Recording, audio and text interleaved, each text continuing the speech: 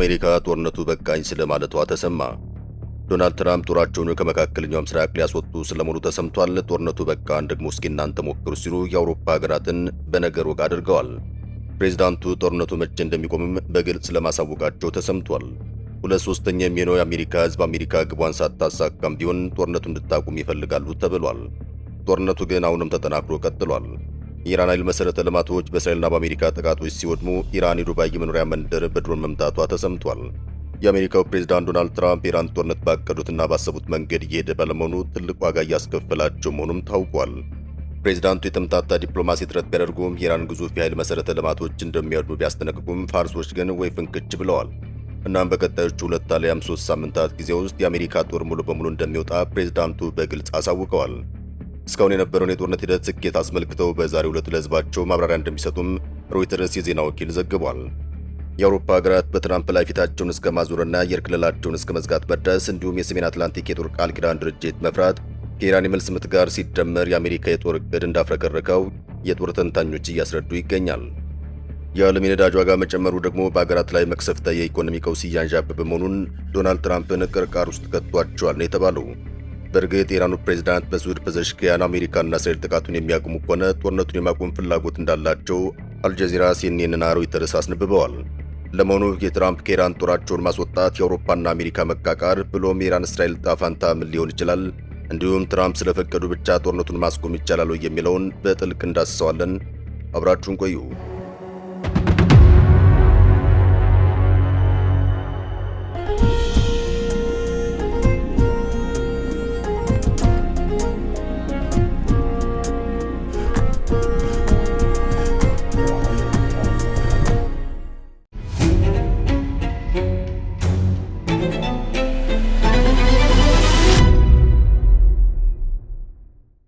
የትራምፕ ጦር ከኢራን ስለመውጣት።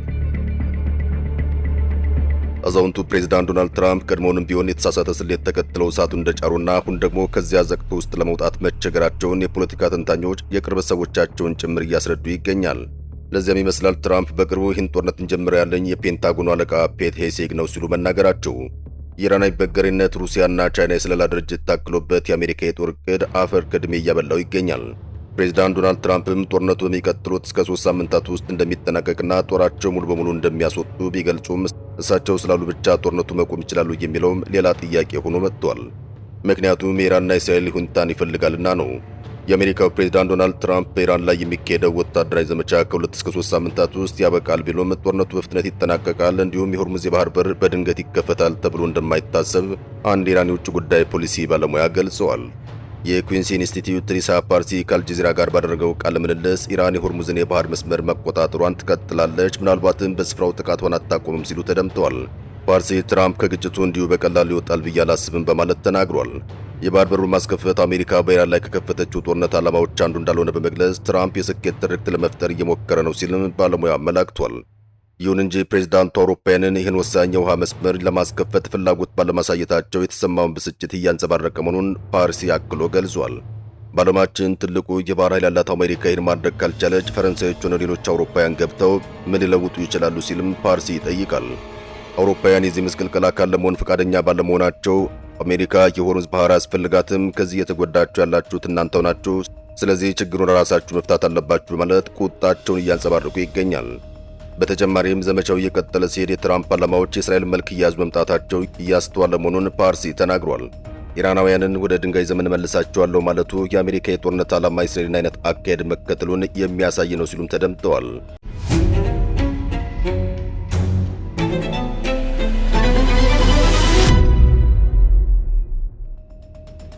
ሌሊቱን የቀጠለው ስጋት። ባለፉት ጥቂት ሰዓታት ውስጥ የአሜሪካና የእስራኤል የጦር አውሮፕላኖች በኢስፋሃን የሚገኘውን ታዋቂ የሞባራኬ የብረታ ብረት ፋብሪካን ጨምሮ በተለያዩ የኢራን አካባቢዎች ላይ የአየር ድብደባ መፈጸማቸውን የኢራን ቀይ ጨረቃ ማህበር አስታውቋል። ማህበሩ በኤክስ ማህበራዊ ትስስር ገጹ ላይ ይፋ እንዳደረገው የጥቃቱ ኢላማ የሆኑት ስፍራዎች በኢስፋሃን የሚገኘው የሞባራኬ የብረታ ብረት ኩባንያ፣ በባንዳር አባስ የሚገኘው የሻሂድ ሃጋኒ ወደብ፣ በቻር ማህርና ባክቴሪ ግዛት ባሮክሻር ከተማ የሚገኝ ሌላ የብረታ ብረት ፋብሪካ፣ የቡሼር የሜቴሮሎጂ ተቋም እንዲሁም በማላንድ የሚገኝ አንድ መኖሪያ መንደር ናቸው። ከዚህ ቀደም በወጡ ዘገባዎች በኢስፋሃን አቅራቢያ በቦሩጄዴ የሚገኘው የሴቭሽዳስቲ ብረታ ብረት ኮምፕሌክስ በተመሳሳይ የአየር ጥቃት ሰለባ ስለመሆኑ ተዘግቧል። የቀይ ጨረቃ ማህበሩ እንዳስገነዘበውም ጥቃት የደረሰባቸው እነዚህ ሁሉ አካባቢዎች ንጹሐን ዜጎች የሚገኙባቸው የሲቪል ተቋማት ናቸው ሲል ገልጿል። በዓለም አቀፉ የሰብአዊነት ሕግ መሠረት በሲቪል ተቋማት ላይ ወታደራዊ ጥቃት መፈጸም ጥብቅ ክልከላ የተደረገበት መሆኑን ያወሳው ማህበሩ በዚህ ድንገተኛ ጥቃት ሕይወታቸውን ስላጡ ወይም ስለቆሰሉ ሰዎች ቁጥር እስካሁን የሰጠው ዝርዝር መረጃ የለም። በሌላ በኩል በዱባይ መኖሪያ ቤቶች ላይ የድሮን ስብርባሪ ጉዳት ማድረሱ ተሰምቷል። ከጥቂት ወራት በፊት ዱባይ በዓለማችን ላይ እጅግ ሰላማዊ ከተማ እንደነበረች አሁን ግን ያ ተረትኖ ቀጥሏል። ምክንያቱም ከፍተኛ የደህንነት ስጋት ውስጥ ወድቃለችና ነው። ለዚህም ማሳያው ዛሬ የተፈጠረው ክስተት ሲሆን የዩናይትድ አረብ ኤሚሬትስ መከላከያ ኃይል ከኢራን የተነሱ 36 ድሮኖችና 12 ሚሳይሎችን በተሳካ ሁኔታ ማክሸፉን ገልጿል። ይሁንና ግን የእነዚህ ጦር መሳሪያ ስብርባሪዎች በዱባይ በሚገኝ መኖሪያ ቤቶች ላይ ወድቋል ነው የተባለው። በዚህም 4 የእስያ ሀገራት ዜግነት ያላቸው ሰዎች ስለመቁሰላቸው ተሰምቷል። ዛሬ በዱባይ ሌሎች ክስተቶችም ተፈጥረዋል። በዱባይ ባህር ዳርቻ የሚገኘው የኩዌት የነዳጅ ታንከር ላይ የኢራን ድሮኖች ጥቃት አድርሰዋል ተብሏል። እንዲሁም አልባዳ በተሰኘው ሰፈር ላይ የድሮን ስብርባሪ ወድቆም አንድ ቤት ተቃጥሏል ሲል ገልፍ ኒውስ ዘግቧል።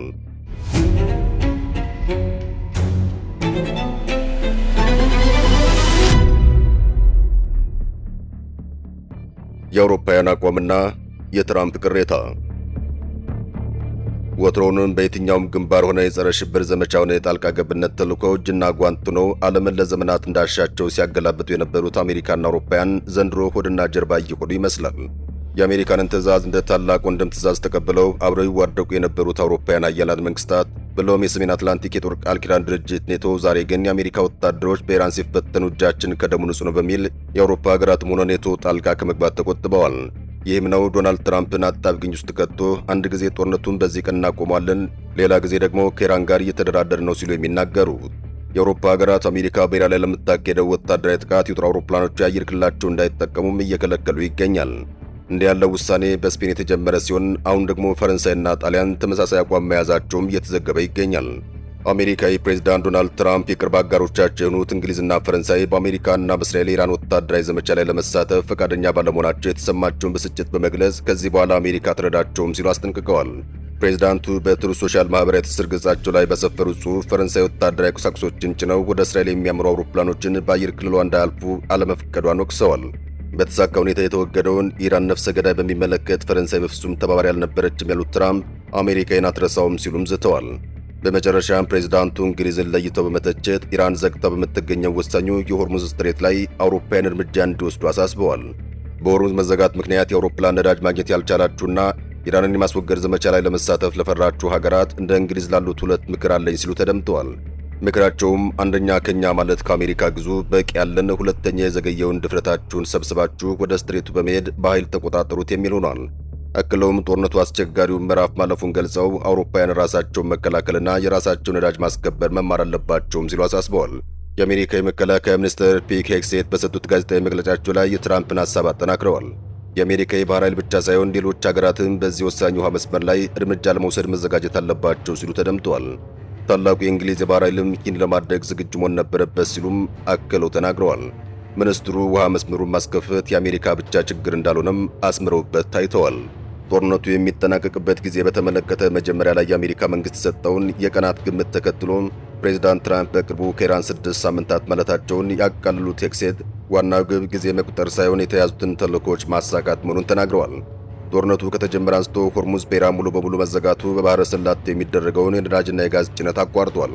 ፕሬዝዳንት ትራምፕም የኔቶ ጦር ከአሜሪካ ጎን ለመቆሙ እጅግ ሞኝነት የተሞላበት ስህተት መሆኑን ባለፈው ሳምንት መናገራቸው ይታወሳል። ሰኞ ዕለት ደግሞ ኢራን የውሃ መስመሩን የማትከፍት ከሆነ የውሃ ማጣሪያዎችን ጨምሮ በሲቪል ኃይል መሠረተ ልማቶች ላይ ጥቃታቸውን እንደሚያሰፉ አስጠንቅቀዋል። በሌላ በኩል ኢራን በስትሪቱ ላይ ያላት የበላይነትን ለማሳየት ማክሰኞ ዕለት በተባበሩት አረብ ኤሚሬትስ ማለትም ዱባይ ወደብ አካባቢ በነበረችና ሙሉ ነዳጅ በጫነች የኩዌት መርከብ ላይ ጥቃት ማድረሷ ተዘግቧል።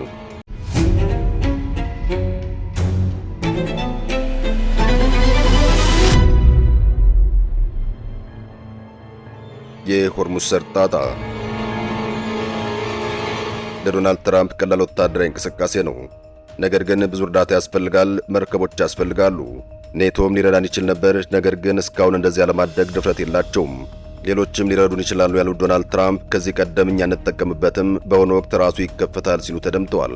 ትራምፕ ቻይና፣ ፈረንሳይና ጃፓን እንዲሁም የሰሜን አትላንቲክ የጦር ቃል ኪዳን ድርጅት ኔቶ ተዘግቶ የቆየውን ሰርጥ ለማስከፈት እንዲተባበሩ ቢጠይቁም እስካሁን አዎንታዊ ምላሽ አላገኙም። ጀርመን፣ ብሪታንያ፣ ፈረንሳይ፣ ጣሊያን፣ ኔዘርላንድና ጃፓን ብሎም ካናዳ መርከቦች በሆርሙዝ ሰርጥ ደህንነታቸው ተጠብቆ መተላለፍ መቻላቸውን ለማረጋገጥ ተገቢ ጥረቶች እንደሚያደርጉም በጋራ ባወጡት መግለጫቸው ላይ አሳውቀዋል። የአውሮፓ ህብረት መሪዎች በብራሰልስ ካደረጉ ስብሰባ በኋላም የፈረንሳይ ፕሬዝዳንት ኢማኑኤል ማክሮን ዓለም አቀፍ ሕግን ከመከላከልና ጦርነቱ እንዲረግብ ከማግባባት ያለፈ ህብረቱ ሊያደርግ የሚችለው ነገር አለመኖሩን ተናግረዋል። ማንም በዚህ ግጭት ውስጥ የመሳተፍ ፍላጎት እንዳለው ሲናገር አልሰማውም ያሉት ማክሮን የህብረቱ መሪዎች አቋም እንዲያውም በተቃራኒው እንደሆነ ገልጸዋል። ይህን ተከትሎም የእስራኤሉ መከላከያ መስሪያ ቤት ከፈረንሳይ ገዛ የነበረውን የመሳሪያ ግብይት 100% መግዛት ማቆሙን አስታውቋል። ይህም ለፈረንሳይ መንግስት ሚሊዮን ዶላሮችን እንደሚያሳጣ የተነገረ ሲሆን ለአገሪቱ ኢኮኖሚ ከባድ ኪሳራ ነው ተብሎለታል። እስራኤል ካሁን ላቫን በሚል ስያሜ የራሷን መሳሪያ ምርት 100% ለራሷ በማምረት ከማንም ሀገር የምታደርገውን ግዢ ለማቆም በወሰነችው መሰረት እንደሆነ ዘገባዎች አሳውቀዋል።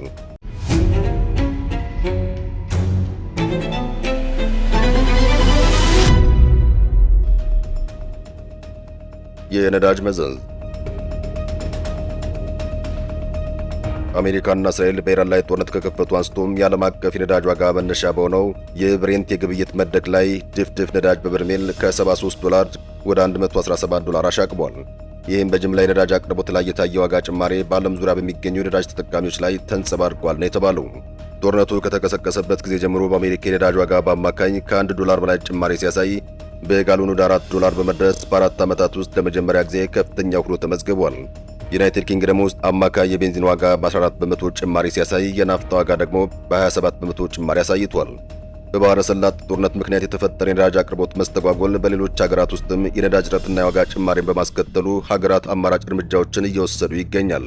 ስሪላንካና ባንግላዴሽ የመሳሰሉ ሀገራትም ነዳጅን በሬሽን መልክ ማከፋፈል የጀመሩ ሲሆን ስሎቫኪያ ደግሞ ባለፈው ሳምንት ተመሳሳይ እርምጃ ለመውሰድ የመጀመሪያው የአውሮፓ ሀገር ሆናለች።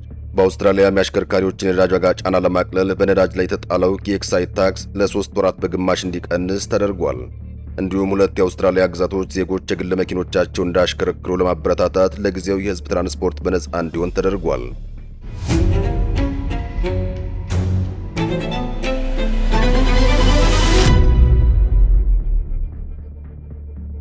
ለመሆኑ ይህ ጦርነት እንዴት ይቆማል? በዓለም የኤነርጂ ገበያ ከፍተኛ ዋጋ ያስከተለው ውጊያ የመጨረሻው መንገድ በየት በኩል ይቋጫል? የበርካቶች ጥያቄ ነው። ለመሆኑ ባለፉት ቀናት የተስፋፋ የሄደውን ግጭትስ ማን ሊያስቆመው ይችላል? የአሜሪካው ፕሬዝዳንት ዶናልድ ትራምፕ ሲፈልጉ ጦርነቱን ማቆም እንደሚችሉ ያምናሉ። መቼ የሚለው ግን የበርካቶች ጥያቄ ነው። ፕሬዝዳንቱ ከዚህ ቀደም በወራት ሳይሆን በሳምንታት ውስጥ ይቆማል ማለታቸው አይዘነጋም። በቅርቡም ቢሆን ይህንኑ ቃል ደግመውት ያውቃሉ። እንዲያውም ለፎክስ ራዲዮ እስከ አጥንቴ ዘልቆ ሲሰማኝ ጦርነቱ ይቆማል የሚል መልስ ሰጥተዋል። ከዚህ ቀደም መቀመጫውን በለንደን ያደረገው ኪንግስ ኮሌጅ የወታደራዊ ጉዳዮች ተንታኝ የሆኑት ሜሪና ሜሮን ዶናልድ ትራምፕ ጦርነቱ በእቅዱ መሰረት እየሄደ አይደለም፣ አንዳች የመቋጫ መንገድ ልናበጅ ይገባል ብለው ሊናገሩ እንደማይችሉ ያምናሉ። እንዲህ አይነት አስተያየት በቴሌቪዥን ወይም በሬዲዮ ሊቀርብ አይችልም የሚሉት ተንታኟም ስለዚህ ዩናይትድ ስቴትስ አሁን ብልጫ እንዳላትና ጦርነቱ መቼ እንደሚያልቅ መወሰን እንደምትችል ተደርጎ መቅረብ ይኖርበታል በማለት አስረድተዋል። አሜሪካ በመካከለኛው ምስራቅ የገጠመቻቸውን ጦርነቶች ላለፉት 10 ዓመታት ሲነቅፉ የቆዩት ዶናልድ ትራምፕ በደጋፊዎቻቸው ዘንድ በምረጡኝ ዘመቻ ወቅት የገቡትን ቃል ኪዳን ክደዋል የሚል ተቃውሞ በርትቶባቸዋል። ጦርነቱ በመጪው ኅዳር በሚካሄደው የአሜሪካ ምርጫ ዶናልድ ትራምፕና ሪፐብሊካን ፓርቲያቸውን በኃይል ሊጎዳ እንደሚችል እየተነገረ ይገኛል። ይሁንና የግጭትና የጦርነት ተንታኝ የሆኑት ሜሪና ሜሮን ይህ ጦርነት እንዴት እንደሚቆም ዩናይትድ ስቴትስ በተናጠል ልትወስን አትችልም የሚል ድምዳሜ ላይ ደርሰዋል። ሜሪና ሜሮን እንደሚሉት ዩናይትድ ስቴትስ ማድረግ የምትችለው ራሷን ከስሌቱ ማውጣት ብቻ ነው። አሜሪካ ከገዛ ሕዝቧ ከፍተኛ ቁጣ ሳይገጥማት ጦርነቱን እንዳሸነፈች መቼ ማወጅ ይቻላል? በዓለም አቀፍ ደረጃ የተወሰነ ቁጣና ተቀባይነት ማጣት እንደገጠማት አይተናል የሚሉት ተንታኟም ሁኔታው ለአሜሪካ በጣም አስቸጋሪ እንደሆነ አስረድተዋል። በዚህ ምክንያት የሚቻለው የተሻለ ነገር ሁሉ ነገር በቁጥጥራቸው ስር እንደሆነ ማሳወቅ ቢሆንም እውነታው ግን ፈጽሞ ተቃራኒውን የሚጠቁም ሊሆን ይችላል ሲሉ ተደምጠዋል። ታዲያ ጦርነቱን ለማስቆምስ ለዩናይትድ ስቴትስ ትክክለኛው አማራጭ ምንድን ነው? ዶናልድ ትራምፕ ኢራን የፖለቲካ አቅም አውድመናል፣ እኛ በቃን፣ እስራኤል ምናልባት በእኛ የጦር መሳሪያም ቢሆን መቀጠል ትችላለች አይነት አቋም ከገዛ ሹማምንቶቻቸው ጭምር እየገጠማቸው እንደሆነ ሜሪና ሜሮን ተናግረዋል።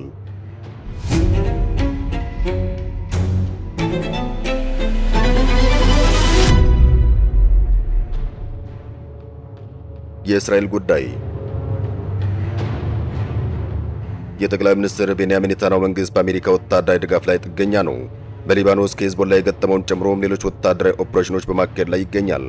ሜሪና ሜሮን ግን ብርታቱ ቢረግብም እስራኤል ረጅም ጦርነት ልትቀጥል ትችላለች የሚል አስተያየት አላቸው።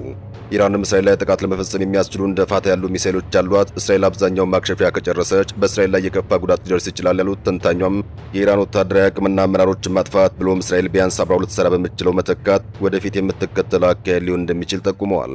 ከኢራን አኳያ ግን ይህ ትግል የህልውና ነው። የአያቶላ አሊ ከሚኒን ጨምሮ ቁልፍ ወታደራዊና ፖለቲካዊ መሪዎቿ ቢገደሉም ኢራን የማፈግፈግ አዝማሚያ አላሳየችም።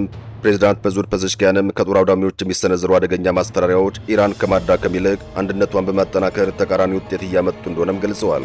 የኢራንን እንደ እስላማዊ ሪፐብሊክ መቀጠልና ጠላትን ማዳከም ኢራን የምትከተለው አካሄድ ሊሆን ይችላል። በሌሎች ተዋናያን ላይ ወጪን ማስከተል እንዲሁም በእስራኤል ዩናይትድ ስቴትስና በገልፍ ንጉሳዊ መንግስታት መካከል ያለውን ግንኙነት መረበሽ ወደፊት ኢራን የምትመርጠው ስልት ሊሆን እንደሚችል ሜሪና ሜሮን አስረድተዋል። ይህ ማለት አሜሪካ፣ እስራኤልና ኢራን በየፊናቸው ድል መቀዳጀታቸውን ሊያውጁ ይችላሉ። የድሉ ትርጓሜ ግን ምናልባት የተለያየ ሊሆን ይችላል። ውጤቱም በድርድር ሊቋጭ ይችላል። ምናልባትም የተኩስ አቁም ሊመስል የሚችል ድርድር ሊደረግ ይችላል። አሊያም ሁሉም ተዳክመው ሊገታ ይችላል። ይህም አንዳቸው በሌላኛቸው ላይ ብልጫ እንዳገኙ በፖለቲካና ዲፕሎማሲያዊ መድረኮች እንዲደሰኩሩ መንገድ ይከፍታል። ሜሪና ሜሮን ግን በዚህ መንገድ የሚበየን ድል ለተወሰነ ጊዜ ብቻ የሚቆይ በመሆኑ ችግር ነው የሚል ስጋት አላቸው። ምክንያቱም መሰረታዊ ችግሮቹ ካልተፈቱ ምናልባት በ10 ዓመታት ውስጥ ወይም ከዚያ ቀደም ብሎ ሁሉም ተዋናያን ራሳቸው መልሰው እንዲያደራጁና እንዳገግሙ ተመልሶ ሊቀሰቀስ ይችላል። በጦርነቱ እስካሁን ከ1500 በላይ ሰዎች እንደተገደሉ የኢራን የጤና ሚኒስቴር አስታውቋል። በሊባኖስ ከ1000 በላይ ሰዎች፣ በእስራኤል 15 ሰዎች ሕይወታቸውን አጥተዋል። አሜሪካ 13 ወታደሮቿ እንደተገደሉባት አስታውቃለች። የዓለምን ኢኮኖሚ ባቃወሰው ጦርነት እስካሁን አውሮፓዊቷ ቆጵሮስን ጨምሮ 12 ሀገራት ጥቃት ተፈጽሞባቸዋል። እናም ዶናልድ ትራምፕ ተሳክቶላቸው ጦርነቱ እንደጀመሩት ያቆሙት ይሆን? እሱን አብረን የምናየው ይሆናል። አብራችሁን ስለቆያችሁ ምስጋናችን ከልብ ነው።